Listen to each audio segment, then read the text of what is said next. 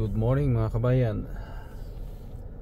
Tayo'y bibiyahe ulit, pero hindi muna magdi-deliver ng pagkain dahil napag-utusan tayo na pumick up ng deal sa Facebook. Kumbaga yung tawag nun,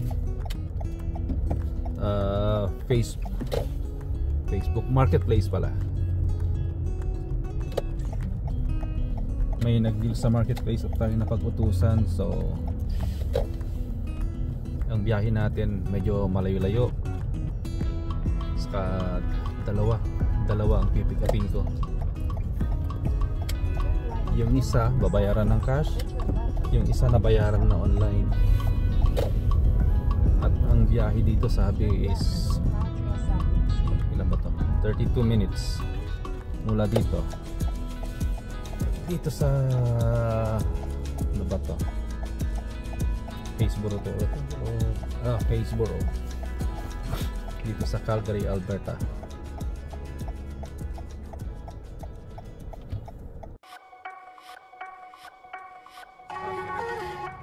Hindi ko matandaan kung west.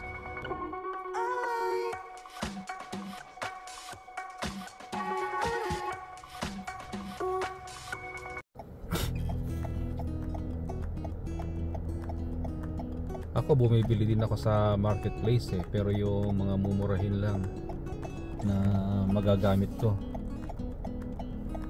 Hindi pa ako bumibili ng mahal. Ang pinakamahal pa lang na binili ko sa Facebook is yung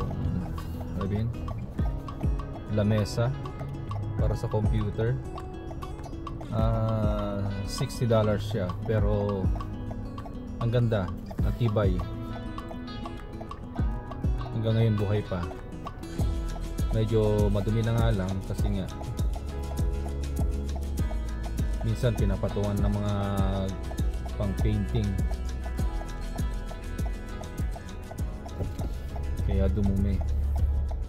Diretso ka ba? Kakaliwa.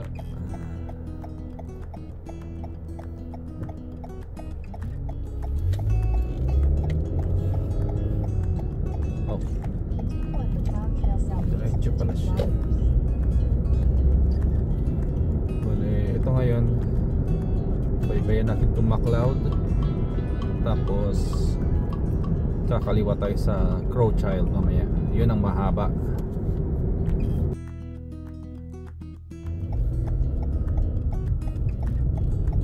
So papasok na tayo ng Crowchild.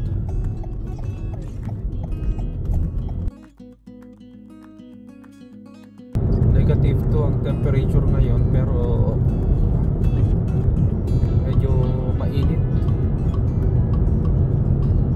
Nagbukas pa ako ng aircon.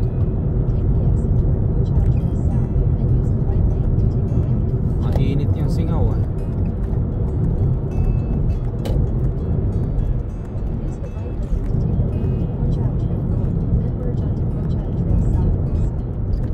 Ito na yung Crowchild.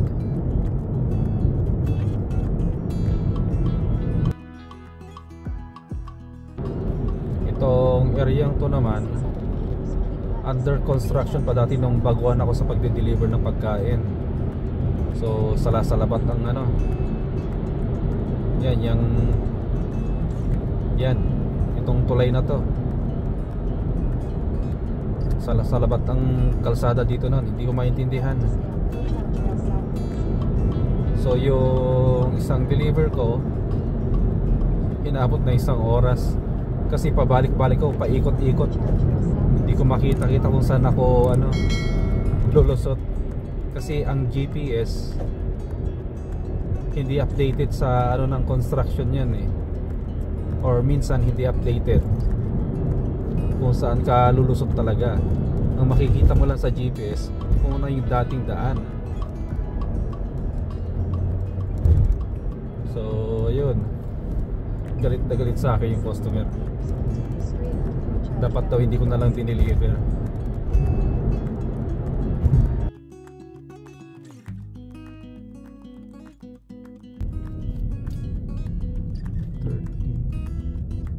Saan ba yun? Ito mga bahay na to. so Your destination is on the right. Wait. Anong unit? Hindi ko anong unit siya. Ano ba yun?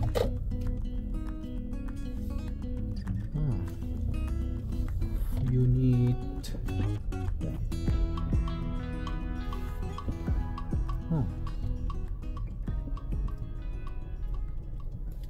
Unit the po.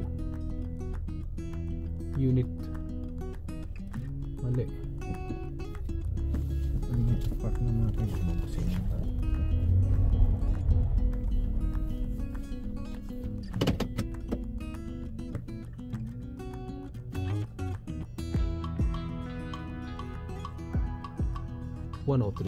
Saan yung 103? Sakto. Hazard na lang dito. Ayun lang siya. Kumbok na kumbok. Sana hindi ako mahaan dito.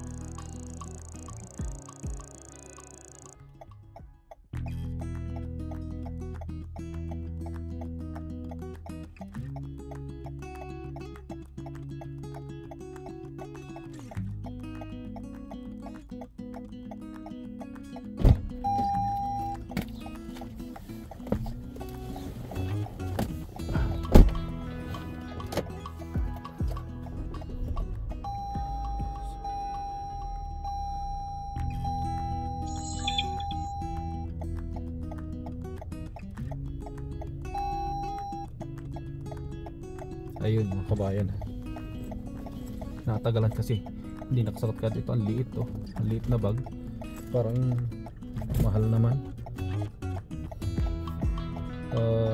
$60 siya. Ngayon ito pupuntahan ko naman tong isa, 51225 Avenue.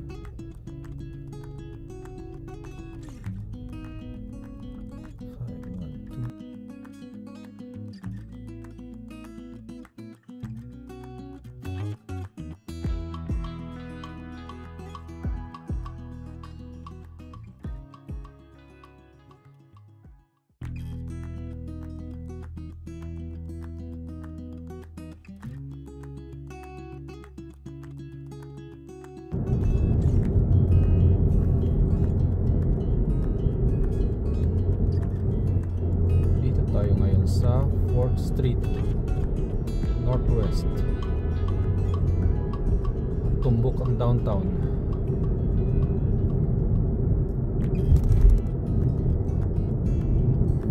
Parang kailangan kong kumilit.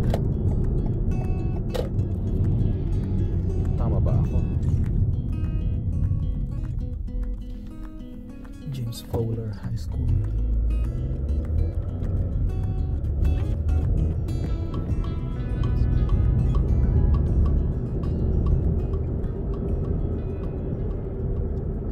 Lang pala dito. Sementeryo sa kanan.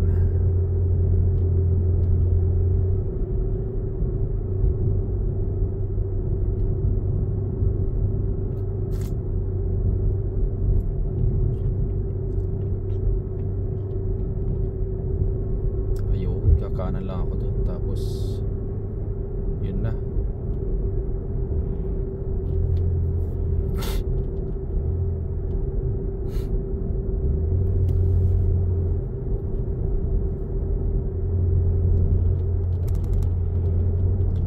Sa Crowchild kanina yung dinaanan ko, 400 meters, continue straight to stay on 4th Street Northwest. 80 ang ano doon, di ba? Ang speed. Ganito rin yung kasikip yung per lane ng kalsada. Pero 80 siya. Dito, itong kalsadang to, 50 lang ang speed limit.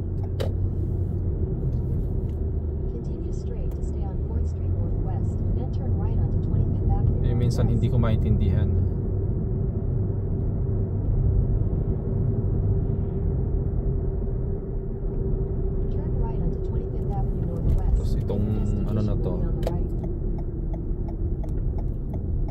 sumasalad sa akin, nagte-tailgate. Pasalamat siya, school to. Your destination is on the right. 30 lang ang speed on the right.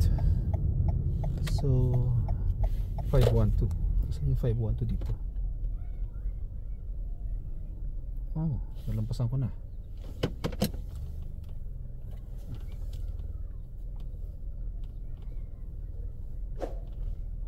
Mhm. 512, tama ba ako? Eto, nasa tapat ko na. Terus pa ng konti. Ayan. Sabi bayad na to. At kukunin ko na lang sa hindi nga. Ano kukunin ko dito? Jacket, blazer. Okay. Blazer.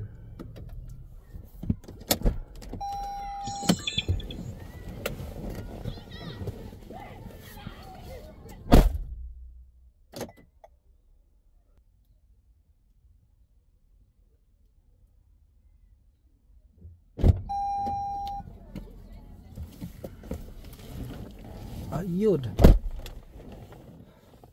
nakuha ko na. So ngayon hanap ako ng coffee shop or McDo kasi naihina talaga ako. McDonald's dito, hindi ko mag-U-turn.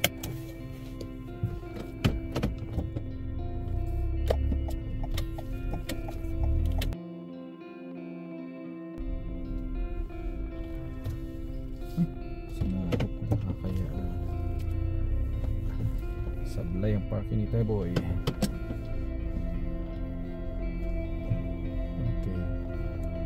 Dahan. Okay. Yun. Makakasingin na rin.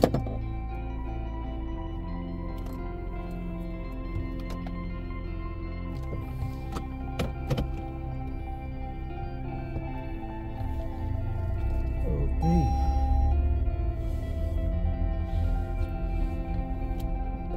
Since nakuha natin yung dapat natin makuha at nakaihi na rin, uwi na muna tayo. Ay, hindi pala uwi. Pagdan tayo ng gasolinahan sa Costco Turn right on 4th Street Northwest. para ready na mamayang hapon sa pagbiyahe. Para wala nang dadaan-daanan mamaya. Mahirap nang maggasolina mamaya. Mahaba na ang pila.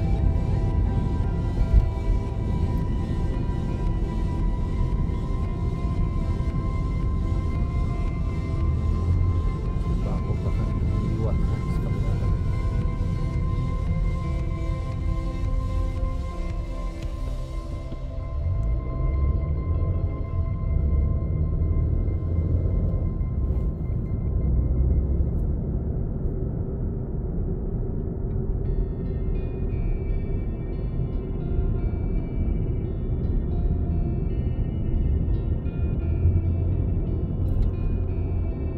Trans-Canada Highway.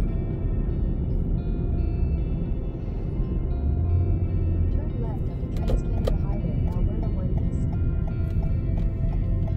Dito minsan nakakalito yung mga pangalan ng kalsada.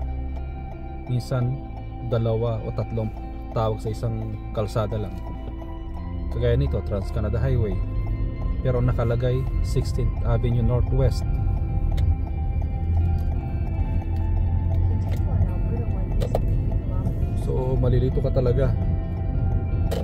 Kasi dalawa, tatlo ang pangalan.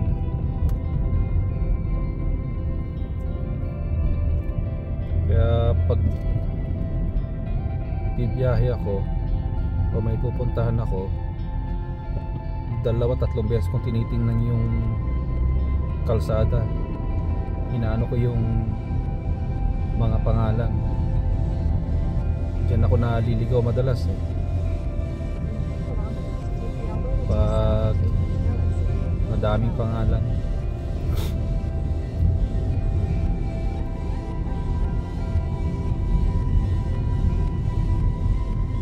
sa GPS, sabi niya Trans Canada Highway, pero 16th Avenue Northwest siya.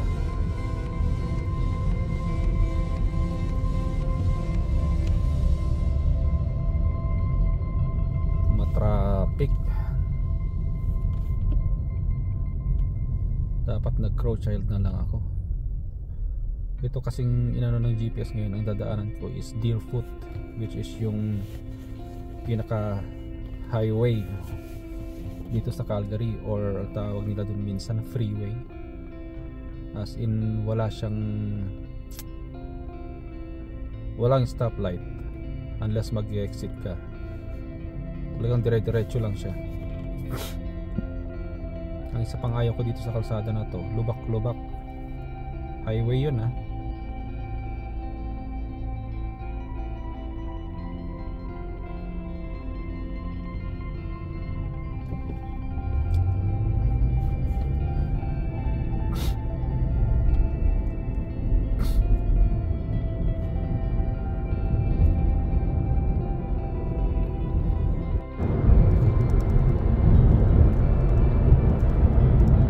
Kita nyo yung mga puti na yon,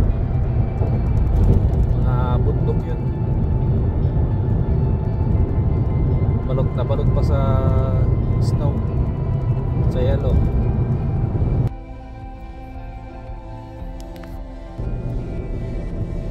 Magka-carwash lang tayo mga kabayan, mabilis ang carwash. Wala akong coins ngayon, kaya gagamit ako ng card or tap. Hindi pa ako nakabiyahe kasi wala pa ako natatanggap na tip, mga tip na barya-barya galing customer.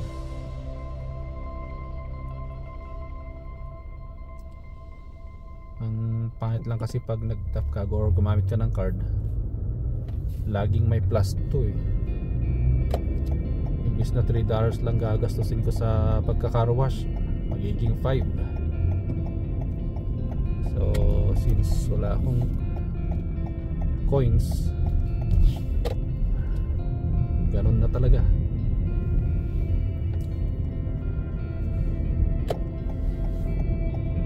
Ayun, daming bakan. 1, 2, dito ako sa gilid. Sa gilid-gilid. Dito ako.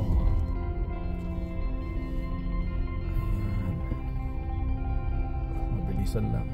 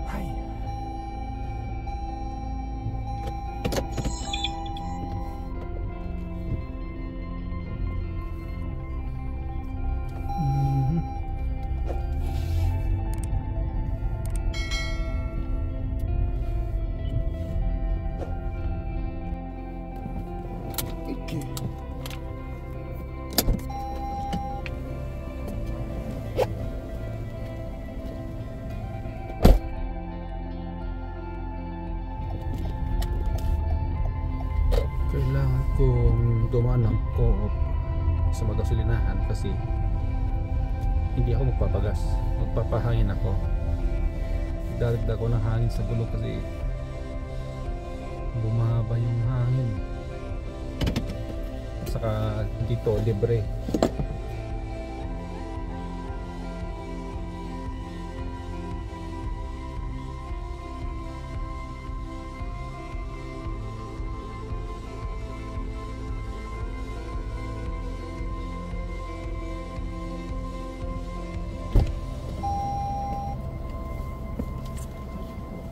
Ayun, nakabit tayo ng pahangin.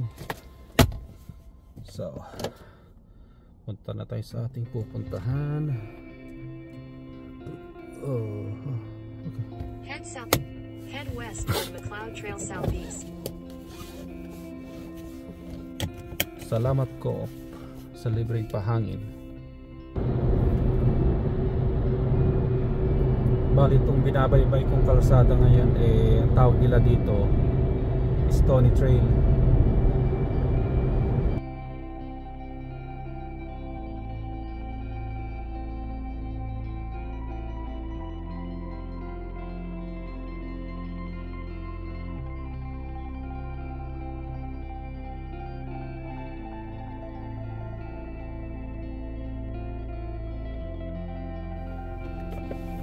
Ayun mga kabayan, na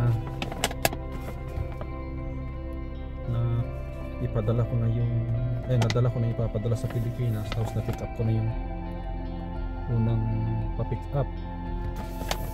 Ngayon kukunin ko naman yung pangalawang pipick upin, sapatos daw. Yes.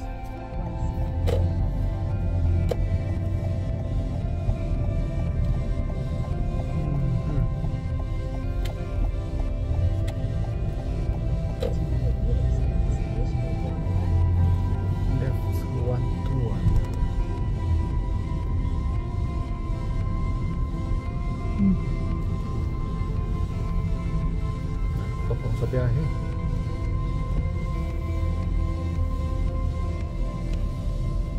Sana 121. Ay wala. Destination is on the left. Wala naman yata mga parkingan. 121, 125, 121. Yung mga parkingan kahit pa paano.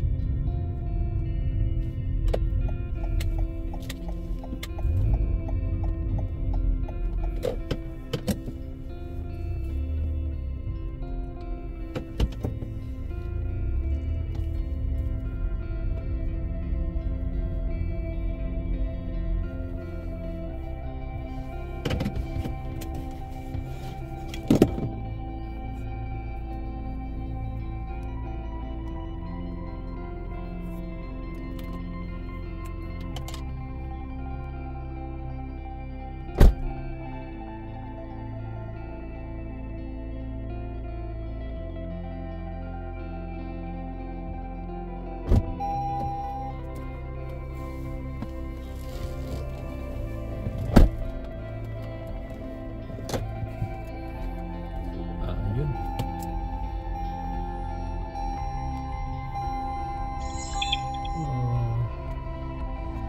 Makauwi na.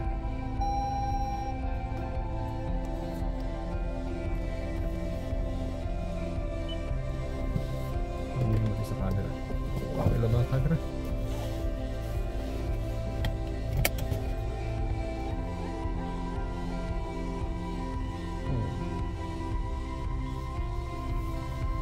So dito na lang muna mga kabayan at magkakape lang ako para magising-gising. Inantok ako sa biyaheng yun.